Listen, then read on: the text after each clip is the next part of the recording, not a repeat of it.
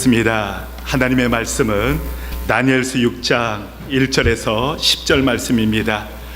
구약 1242쪽 다니엘서 6장 1절에서 12절 말씀까지 교독하겠습니다.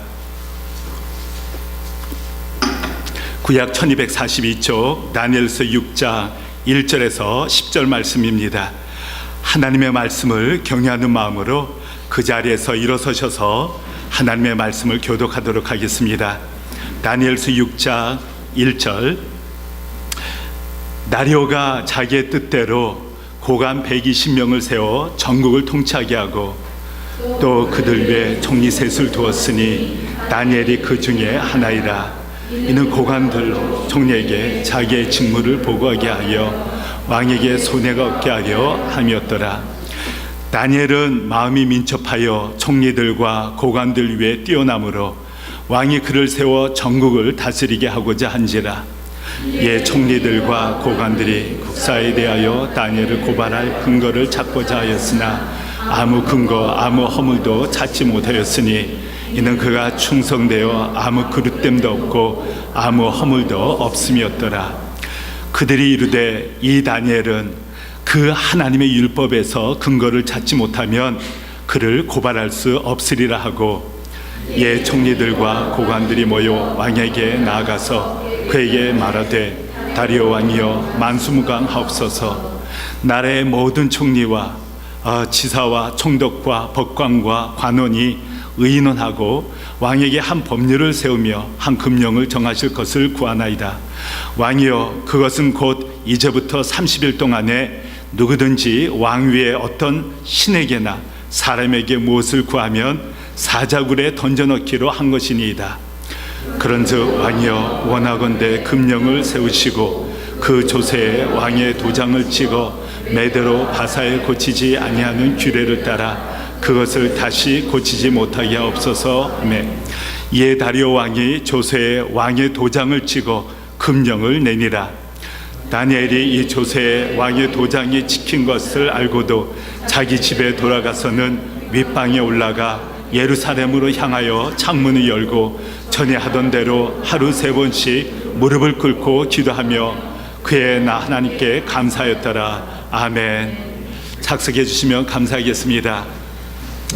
지난 금요일 한국 침례신학대학원 선교학 교수인 안희열 교수님께서 선교적 신자의 삶이라는 메시지를 전하셨습니다. 예수 그리스도를 믿는 자가 하나님을 영화롭게 하고 사람을 존귀 여기며 그곳에서 복음을 전하고 선교적 사명을 감당하는 하나님의 사람이 되어야 된다.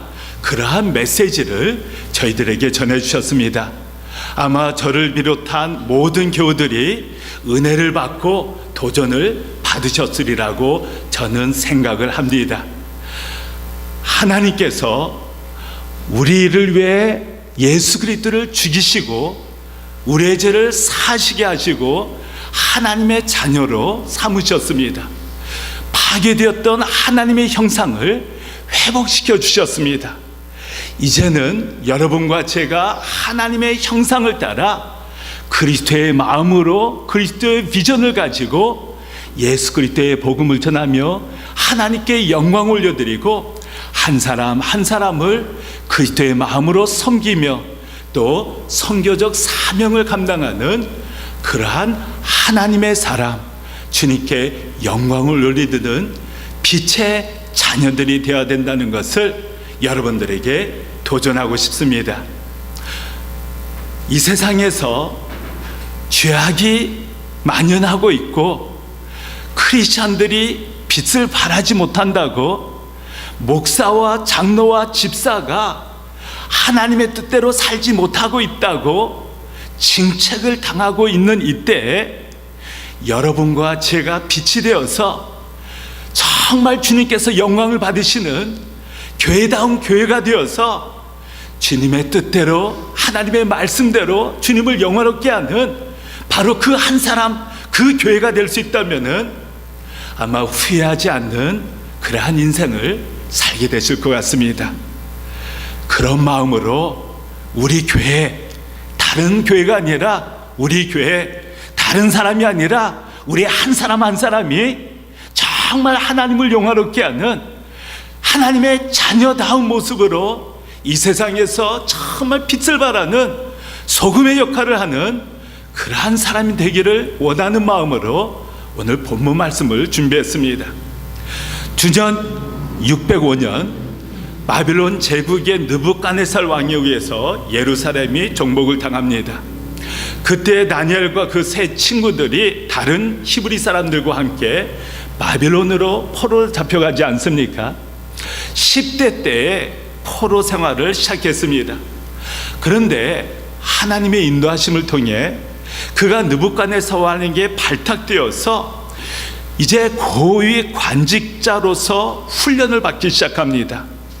화려한 궁전에서 좋은 음식을 먹고 편안하고 안일할 수 있는, 이 세상에서 쾌락을 즐기면서 살아갈 수 있는 그러한 위치에서 하루하루를 보내기 시작합니다. 그러나 다니엘과 그 세 친구는 하나님 앞에 서약을 합니다. 절대 이 세상의 바빌론 제국의 음식에 의해서, 문화에 의해서, 신에 의해서 내가 절대로 더럽히지지 않을 것이다. 하나님을 경외하고 하나님의 말씀을 붙들고 하나님의 백성답게 일평생 살아가겠다라고 하나님 앞에 결단을 합니다. 그리고 그 초심을 70년이 지난 오늘 본문, 바빌론 제국이 페르시아 제국에 의해서 멸망을 당하고 이제 페르시아 다리오 왕이 전 근동을 통치하고 있는 주전 539년 이후, 즉 다니엘이 포로로 잡혀간 지 70년이 지난 그 시점까지 다니엘은 변함없이 하나님을 경외하고 그 초심을 상실하지 않은 상태에서 하나님 앞에 귀하게 쓰임받고 또 세상에 영향을 미치는 그러한 위대한 사람으로 쓰임받게 되었다는 것입니다. 이 세상에 정권을 쥔 정치인들, 또 경제적으로 성공해서 비즈니스계에서 유명한 그룹 회장들, 5년, 10년, 20년, 30년, 40년, 50년이라는 긴 시간이 흐르게 되면은 처음에는 순수한 마음으로 시작할 수 있습니다. 내가 나라와 민족을 위해서, 국가 경제 발전을 위해서, 민주화를 위해서, 정의 사회 구현을 위해서 내가 멋있는 정치인이 되자, 멋있는 비즈니스맨이 되자, 멋있는 학자가 되자, 멋있는 정말 존경받고 선한 영향을 미치는 그러한 대한민국 국민이 되자, 그렇게 생각한 사람들이 많을 것입니다. 그러나 시간이 흐르면서 정권을 쥐고 그 위치와 파워를 유지하기 위해서, 지켜내기 위해서 수단 방법 가리지 않고 정적들, 정치적으로 반항하고 대항하는 사람들을 하나하나 수단 방법 가리지 않고 제거해 나가지 않았습니까? 정치적으로 안정되고 파워를 거머쥐게 되면은 부를 축적하기 위해서 착취를 한다거나 뇌물을 받는다거나 또 불법을 행해서 돈과 파워를 거머쥐는, 그리고 결국 부패하고 타락하고 또 정의와는 거리가 먼 그러한 인생을 살아게 되지 않습니까? 파워와 돈을 지니게 되면은 여러 여자들과 함께 성적으로 타락하는 그러한 인생을 사는 사람들을 비일비재하게 발견하게 보는 것을 우리는 너무나도 뉴스 지상을 통해서 익히 잘 알고 있습니다. 정권을 거머쥐고 돈을 가지고 이 세상에서 뭔가 가진 자다, 갑이다 하는 사람들이 순수하고 의롭고 올바르게 살기란 참으로 어렵다는 것입니다. 왜? 탐심과 욕심과 또 정욕이 있기 때문에 그렇습니다. 그 모든 것을 내려놓고 하나님의 사람들이, 크리스찬들이 믿음을 지키고 빛을 발하고 선한 영향을 미쳐야 되는데, 다니엘이 그런 사람이었다는 것입니다. 70년 넘게 바빌론 제국 치하에서 총리의 위치에서 모든 것을 거머쥐었는데도 불구하고 자기 자신을 위해서 사용하지 아니하고 부패하거나 타락하지 아니하고 초심을 잃지 않고 변함없는 순수함을 가지고 하나님 앞에서, 사람 앞에서 자기 자신을 지키고 또 하나님 앞에 존귀한 자로 쓰임받을 수 있었던 자가 바로 다니엘이라는 사람이었습니다.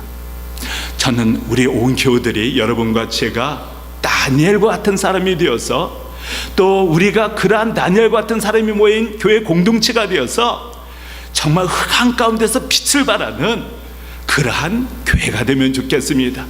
일평생 하나님 앞에 존귀 여김을 받는 빛의 자녀다운, 하나님의 자녀다운, 그리스도의 참 제자다운, 그리스도의 사랑받는 임팩트를 주는 사람으로 일평생 주님 앞에 존귀 여김을 받고 하나님의 사랑과 인정을 받는 그러한 그리스도의 사람이 될 수 있다면은 아마 일평생 후회하지 아니하고 마지막 인생을 마감하는 날 정말 하나님 품에 영광스럽게 갈 수 있다고 저는 확신을 합니다. 어떻게 해서 다니엘은 70년이 넘는 그 오랜 세월 동안 변함없이 하나님 앞에 결심한 그 결단을 흐리지 않고 초심을 지킬 수가 있었을까요? 과연 여러분과 제가, 이 세상의 크리스찬들이 그렇게 살아갈 수 있을까요? 저는 살아갈 수 있다고 여러분들에게 답하고 싶습니다. 그리고 여러분과 제가 그러한 삶을 살아야 된다고, 그러한 사명을 가지고 하나님 앞에, 사람들 앞에 존귀한 사람으로 살아가야 된다고 도전하고 싶습니다. 저희 교회에서 오래전에 간증을 하셨던, 말씀을 전하셨던 종섭 장로 기억하실 분은 계실 것입니다. 이제 회계사로 쭉 활동하다가 2004년 웨슬리 퀘스트라는 컨설팅 회사를 시작하지 않았습니까? 2004년부터 지금까지 12년밖에 지나지 않았습니다. 그런데 국영기업체들, 대한무역진흥공사나 한국전력, 한국토지공사, 그리고 정부 부처들, 대기업들 컨설팅, BSC라는 프로그램을 가지고 컨설팅을 하는 회사를 시작했습니다. 그런데 정종섭 대표가 다른 회사와 다른 것은 절대 불의와 타협하지 않는다는 것입니다. 어떠한 프로젝트 수주를 받아야 할 때 뇌물을 주지 않고 돈을 주지 않고 세상적인 방법으로 그 일을 얻지 않는다는 것입니다. 오직 정의와 오직 실력과 오직 하나님께서 영광 받으시는 방법으로 비즈니스를 하고 일을 추진합니다. 그리고 매일 그 회사원들이 함께 예배를 드리고 하나님 말씀을 붙들고 기도로 하루를 시작하고, 이유는 하나님의 나라를 위해서, 선교를 위해서 가능하면 쓰임받기 위해 최선을 다합니다.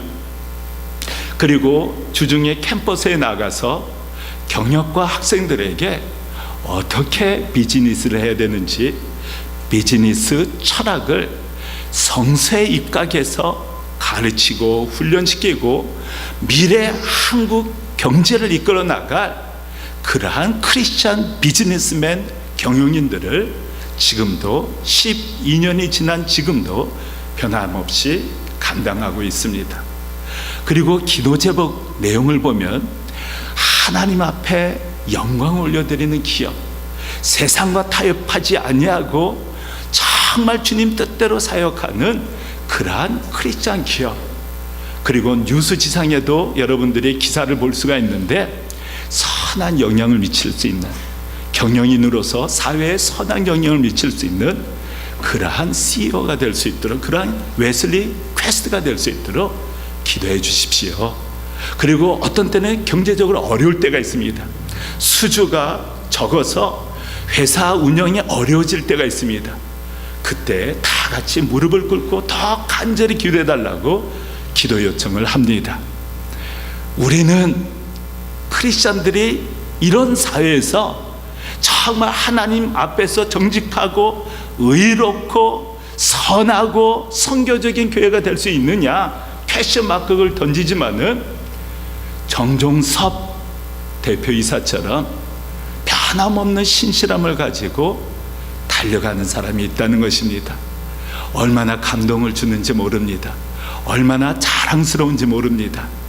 그러한 형제가 이 사회에서 정말 최선을 다해 주님을 위해서 선교지에서, 캠퍼스에서, 기업에서 빛을 발하고 있다는 사실 그 하나만으로도 얼마나 용기를 주고 소망을 주는지 모릅니다. 그러한 하나님의 사람이 바로 여러분과 제가 되기를 원하고, 우리 교회가 빛을 발하는 교회, 정말 수많은 교회들이 있지만은 정말 빛을 발하는 교회다운 교회, 하나님께서 영광을 받으시고 사람들을 존귀하게 하고 정말 참 그리스도의 아름다운 선한 교회가 되어서 우리 안희열 교수님께서 말씀하시는 이마고데이, 하나님의 형상을 드러내고 크리스천 월드뷰, 하나님 앞에 영광을 올려드리고 주님을 영화롭게 하고, 그리고 또 사람을 존귀 여기는 커뮤니티 미셔너리, 우리가 참 그곳에서 그리스도의 복음을 전하고 하나님의 사랑을 선포해서 정말 하나님께 돌아오도록 하는 그러한 교회 공동체가 되기를 원합니다. 안희열 교수님께서 하늘 담은 교회에 대해서 언급을 하시지 않았습니까? 하늘 담은 교회는 교회와 세상 간의 벽을 헐었습니다. 주중에는 누구나 주차할 수 있도록 배려를 합니다. 그래서 이 젊은 그 사람들이 항상 주차 경쟁 때문에, 주차 전쟁 때문에 파킹하기가 어려운데 누구나 교회 주차장에서, 넓은 주차장에서 주차를 할 수 있도록 배려하니까 너무 감사해하는 것입니다. 그리고 교회 카페에 누가 나와서 프리 커피를 마시면서 교제할 수 있는 장을 제공합니다. 그러니까 아줌마들이 와서 커피를 마시면서 수다를 떨지만은 그러다가 크리스찬들을 만나게 되고 교회에 발을 딛게 되고, 또 노인들을 위한 그런 프로그램이 있다 그럽니다. 연세 드신 분들이 교회에 가서 정말 이렇게 위로받고 또 힘을 얻고 이렇게 행복해지는 그러한 프로그램이나 장이 있어서 그 주위 커뮤니티에 선한 영향을 미치고 자연스럽게 교회에 들어서서 예수 그리스도의 복음을 듣고 하나님을 만나고 또 부흥하는 그러한 정말 미셔널 처치, 선교적 교회가 하늘 담은 교회라고 소개해 주셨습니다. 안희열 교수님이 그 교회를 소개해 주신 이유가 있지 않습니까? 그런 교회가 의외로 적기 때문에 정말 이기적인 교회, 우리 교회만 부흥하고 성장하면 된다고 하는 이기적인 교회가 아니라 조건 없이 하나님의 십자가의 은혜와 사랑 때문에 그저 베풀고 나누고 섬김으로 커뮤니티에 하나님의 살아계심을, 지역사회에 하나님께서 살아계심을 한 사람 한 사람 그 하늘 담은 교인들의 삶과 사역을 통해 자연스럽게 선포되어지고 자연스럽게 임팩트를 주어서 그리스도의 복음을 듣게 하고 변화시켜 나가는 그러한 교회가 흔치 않기 때문에 우리에게 소개해 줬던 것입니다. 우리 교회도 그러한 교회가 되면 좋겠습니다.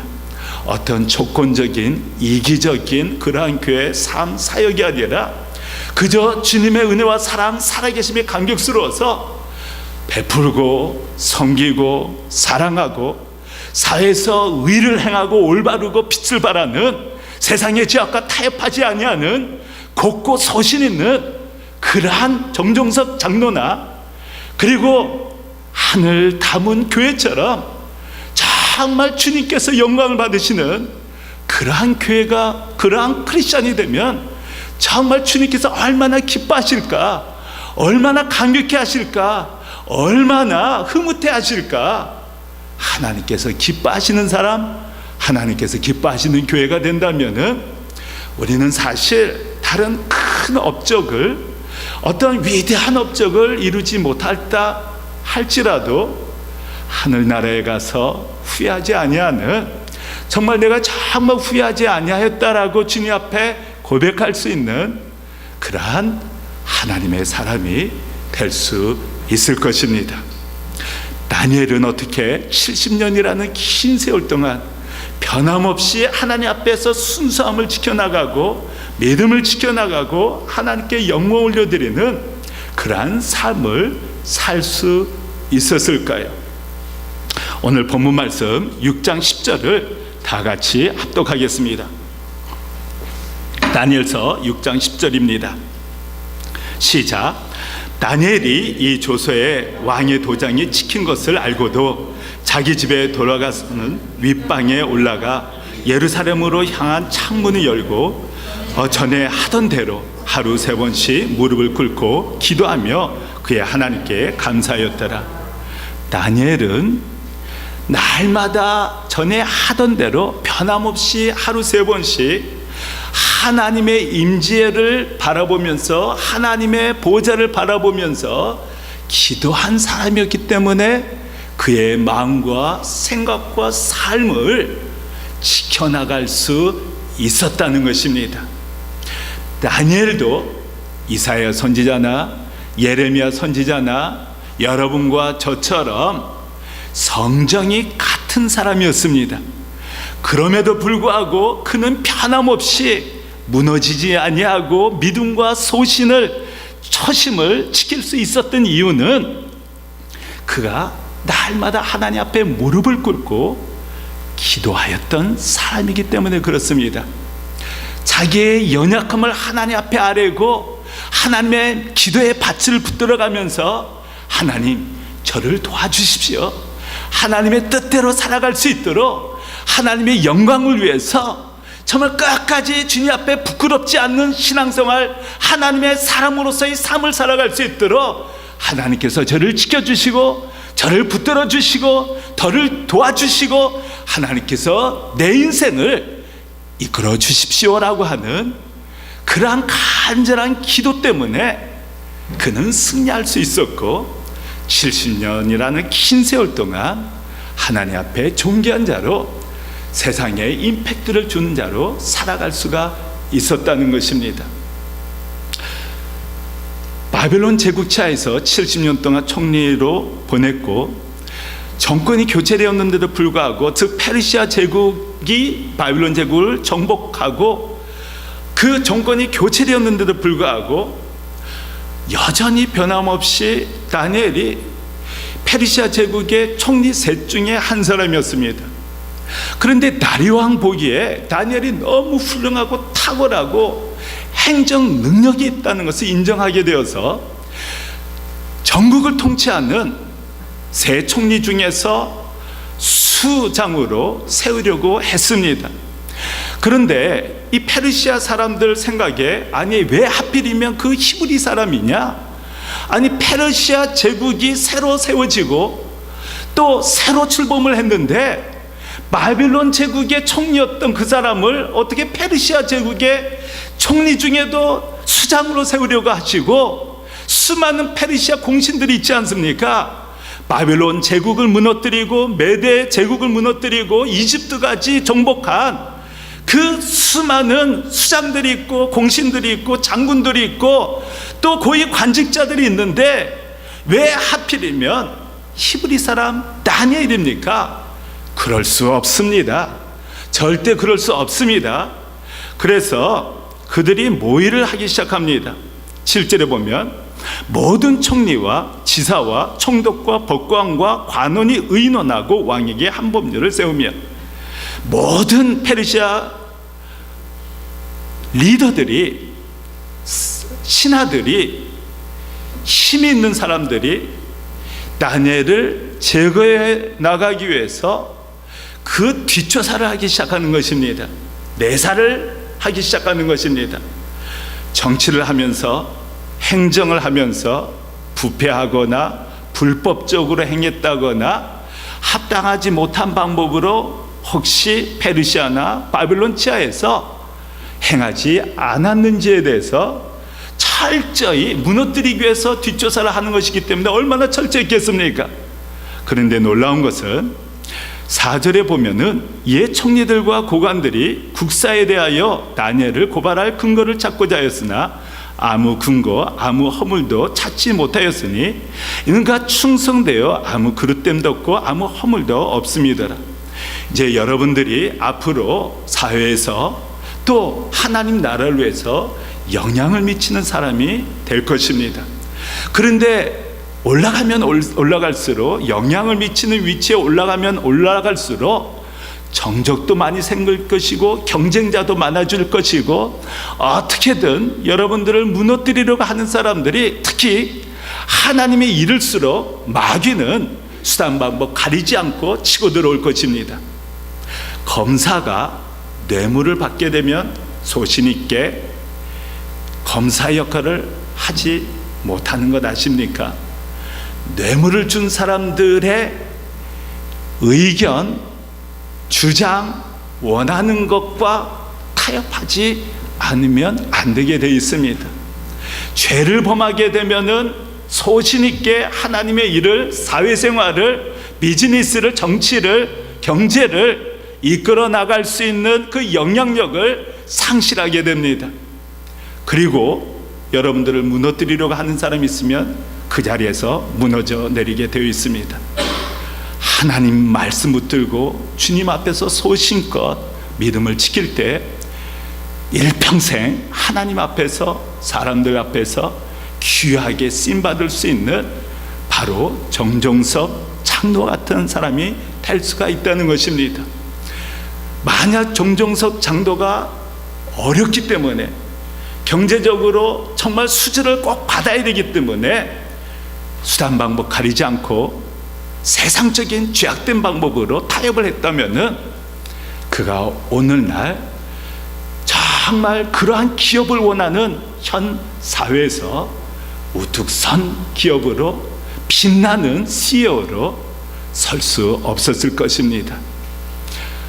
다니엘처럼 말씀 붙들고 주님 의지하면서 기도하는 겁니다. 연약하고 힘들 때 기도하는 것입니다. 하나님께서 여러분들을 붙들어 주실 것이고, 다니엘이 위기에 처했을 때마다 하나님께서 도와주시지 않았습니까?